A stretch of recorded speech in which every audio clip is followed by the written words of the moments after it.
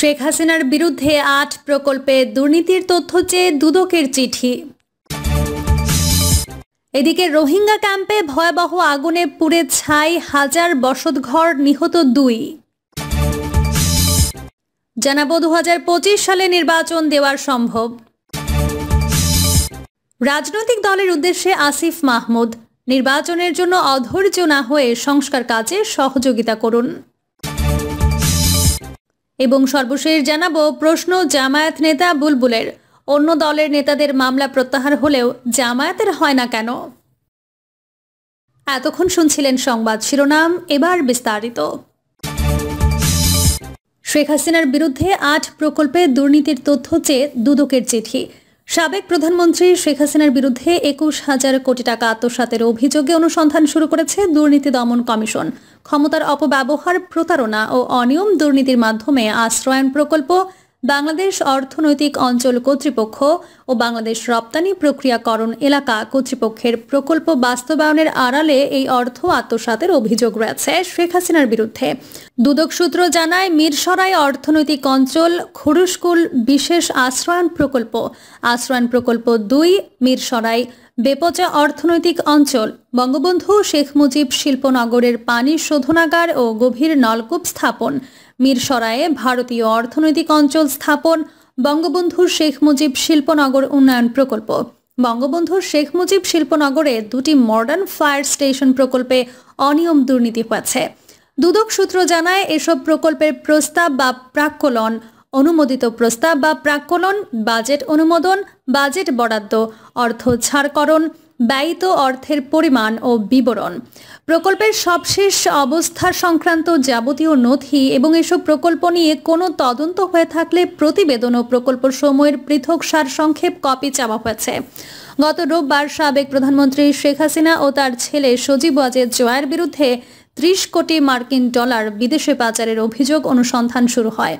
১৭ December প্রকল্পে ৮০,০০০ কোটি টাকা অনিয়ম দুর্নীতির অভিযোগে শেখ হাসিনা, তার বোন শেখ রেহানা, ছেলে সজীব ওয়াজেদ জয় ও ভাগ্নে টিউলিপ সিদ্দিকের বিরুদ্ধে অনুসন্ধানের সিদ্ধান্ত নিয়েছে দুদক।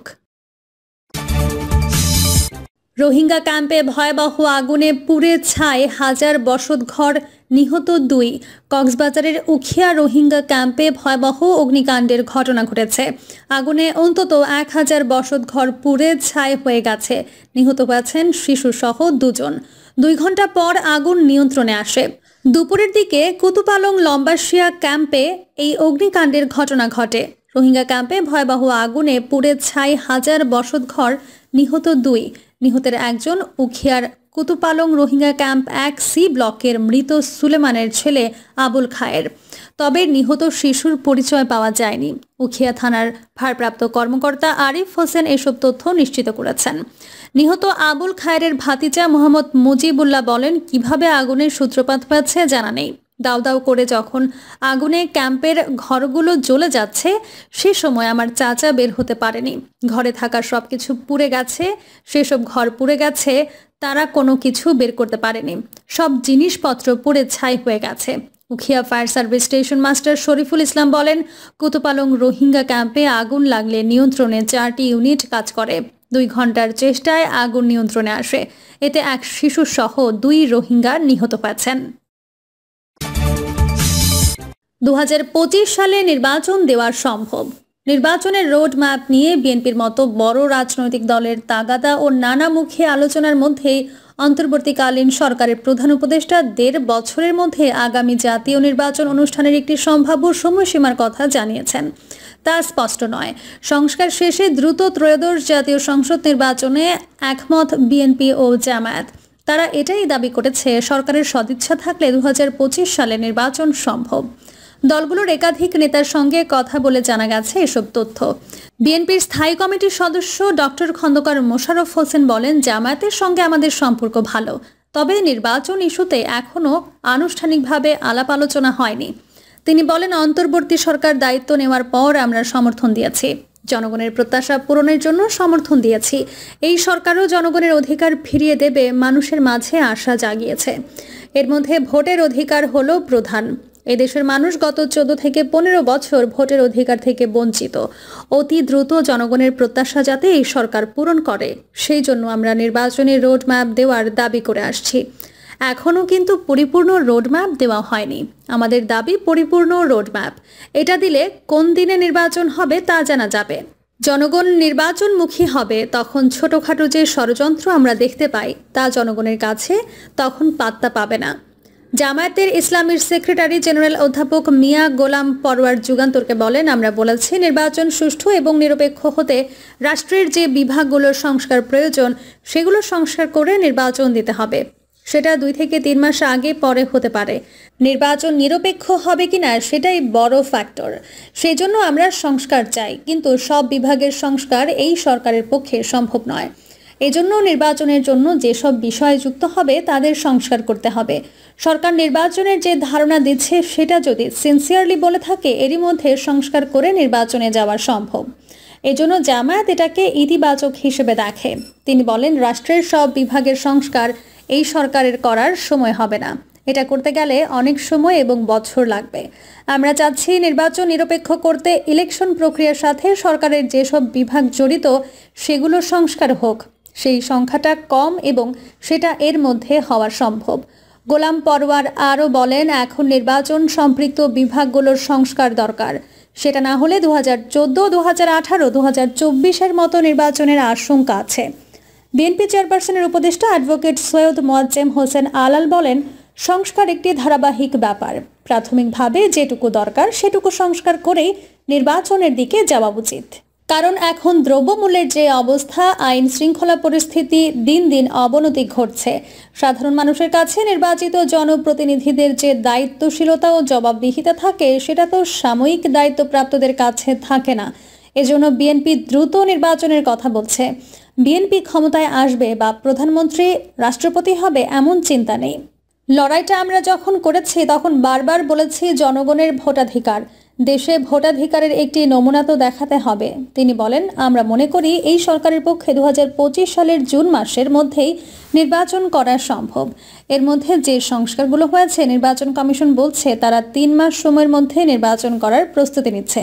তাদের ভোটার তালিকায় ভুল অনেক কম, যেটুকু আছে সেটা তারা ঠিক করে নিতে পারবে। আমরা গণমাধ্যমে তাদের এমন বক্তব্য দেখেছি, নির্বাচনের জন্য সাধারণ মানুষের আগ্রহ আছে। এখন যেহেতু অনেক নতুন নতুন রাজনৈতিক চিন্তার বা প্রতিষ্ঠানের জন্ম হচ্ছে, কাজেই সবাই এখন নজর রাখবে নির্বাচনের ভোট কেন্দ্রের দিকে।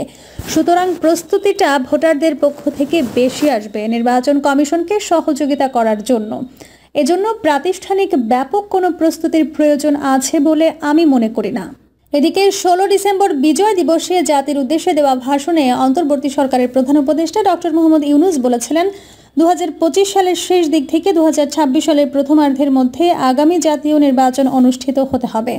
গত শনিবার কুমিল্লায় এক অনুষ্ঠানে অংশ নিয়ে অন্তর্বর্তী সরকারের উদ্দেশ্যে কুমিল্লায় জামায়াতে ইসলামের নায়েবে আমির ডক্টর সৈয়দ আবদুল্লাহ মোহাম্মদ তাহের বলেন, আগামী জাতীয় সংসদ নির্বাচন 2025 সালের মধ্যেই হতে হবে। এই সময়ের মধ্যে সব সংস্কার শেষ করতে হবে। তিনি এও বলেন, আশা করি প্রধান উপদেষ্টার সংস্কার শেষ করেই 2025 সালের মধ্যে জাতীয় সংসদ নির্বাচন করবেন। এদেশের জনগণ দ্রুত তাদের ভোটের অধিকার ফিরে পেতে চায়, মানুষ ভোট দিতে চায়। রাজনৈতিক দলের উদ্দেশ্যে আসিফ মাহমুদ, নির্বাচনের জন্য অধৈর্য না হয়ে সংস্কার কাজে সহযোগিতা করুন। অন্তর্বর্তীকালীন সরকারের স্থানীয় সরকার, পল্লী উন্নয়ন ও সমবায় মন্ত্রণালয় এবং যুব ও ক্রীড়া মন্ত্রণালয়ের উপদেষ্টা আসিফ মাহমুদ সজীব ভুঁইয়া রাজনৈতিক দলগুলোর উদ্দেশ্যে বলেছেন, নির্বাচন নিয়ে অধৈর্য না হয়ে সংস্কার কাজে সহযোগিতা করুন। আসিফ মাহমুদ বলেন, রাজনৈতিক সরকারের অনেক প্রতিবন্ধকতা রয়েছে। সেই জায়গা থেকে বর্তমান সরকারের সুযোগ রয়েছে সংস্কার করার। রাজনৈতিক দলের বাইরে জনগণের আকাঙ্ক্ষা বাস্তবায়নই এই সরকারের প্রধান অগ্রাধিকার। তিনি বলেন, বিগত সরকারের আমলে বিশেষ এলাকা ভিত্তিক উন্নয়ন হয়েছে। অবহেলিত ছিল উত্তরবঙ্গের রংপুর অঞ্চল। এখন থেকে উত্তরবঙ্গ আর অবহেলিত হওয়ার সুযোগ নেই। এই অঞ্চলের উন্নয়নের লক্ষ্যে কাজ করার জন্যই আমার এই সফর। প্রশ্ন জামায়াত নেতা বুলবুলের, অন্য দলের নেতাদের মামলা প্রত্যাহার হলেও জামায়াতের হয় না কেন? প্রধান উপদেষ্টা ডক্টর মোহাম্মদ ইউনূস ও আইন উপদেষ্টা আসিফ নজরুল সহ অন্য রাজনৈতিক দলের নেতাদের মামলা প্রত্যাহার হলেও জামায়াতে ইসলামীর শীর্ষ নেতা এটিএম আজহারুল ইসলাম সহ রাজনৈতিক নেতাদের মামলা কেন প্রত্যাহার হয় না, সেই প্রশ্ন তুলেছেন ঢাকা মহানগর জামায়াতে ইসলামীর আমির নুরুল ইসলাম বুলবুল।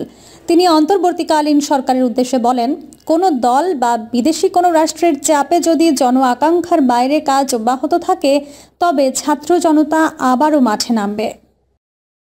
প্রিয় দর্শক, এই ছিল এখনকার সর্বশেষ সংবাদ।